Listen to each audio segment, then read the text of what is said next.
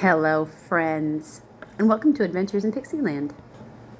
My name's Amy, and I'm an ordained minister, and we are in Bible study. We are in the NIV, and we are in Joshua chapter 11, and we're going to read all of Joshua chapter 11. Northern kings defeated. When Jabin, king of Hazor, heard of this, he sent word to Jobab, king of Madon, the kings of Shimron and Akshiaph, and to the northern kings who were in the mountains in the Arabah, south of Kinnereth, in that Arabah is the Dead Sea, in the western foothills, in Napoth Dor, or the Heights of Dor, D-O-R. On the west, to the Canaanites in the east and the west, to the Amorites, the Hittites, Perizzites, and Jebusites in the hill country, and to the Hivites below Hermon in the region of Mizpah. They came out with all their troops and a large number of horses and chariots, a huge army as numerous as the sand on the seashore. All the kings joined forces and made camp together at the waters of Merom to fight against Israel. So what they had heard was about the southern conquering of the southern nation. Okay. Because that was what happened in the chapter directly before this. So they got afraid, and they banded together to defend themselves. The Lord said to Joshua, "Do not be afraid of them, because by this time tomorrow I will hand them all over to Israel slain. You are to hamstring their horses and burn their chariots." So Joshua and his whole army came against them suddenly at the waters of Merom and attacked them. That's Merom. Okay. And the Lord gave them into the hand of Israel. They defeated them and pursued them all the way to Greater Sidon, to Mesperoth Maim, and to the valley of Mizpah on the east, until no survivors were left. Joshua did to them as the Lord had directed. He hamstrung their horses and burned their chariots. At that time, Joshua turned back and captured Hazor and put its king to the sword. Hazor had been the head of all the kingdoms. Everyone in it they put to the sword, totally destroying them. This is that irrecoverably giving things over to God, burning them like a total burnt offering. Them not sparing anything that breathed.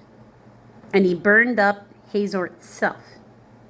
Joshua took all these royal cities and their kings and put them to the sword. He totally destroyed them, as Moses, the servant of the Lord, had commanded. Yet Israel did not burn any of the cities built on their mounds except Hazor, which Joshua burned.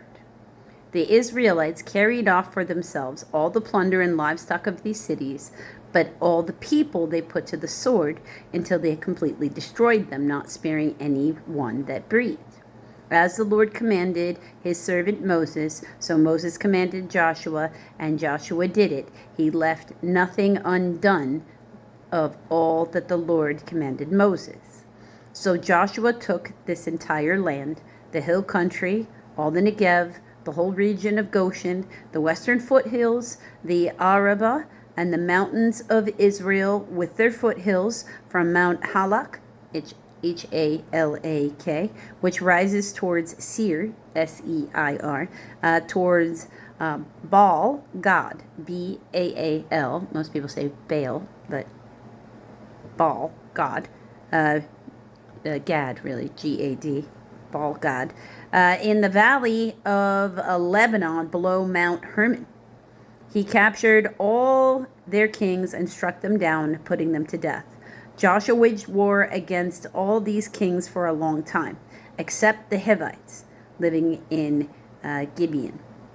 Not one city made a treaty of peace with the Israelites, who took all of them in battle. For it was the Lord himself who hardened their hearts to wage war against Israel, so that he might destroy them totally, exterminating them without mercy, as the Lord had commanded Moses. At that time, Joshua went and destroyed the Anakites from the hill country, from Hebron, Debir, and Anab. That's Anab. From the hill country of Judah, and from all the hill country of Israel. Joshua totally destroyed them and their towns. No Anakites were left in Israelites' territory. Only in Gaza, Gath, and Ashdod did they survive. So Joshua took the entire land, just as the Lord had directed Moses, and he gave it as an inheritance to Israel according to their tribal divisions. Then the land had a rest from war.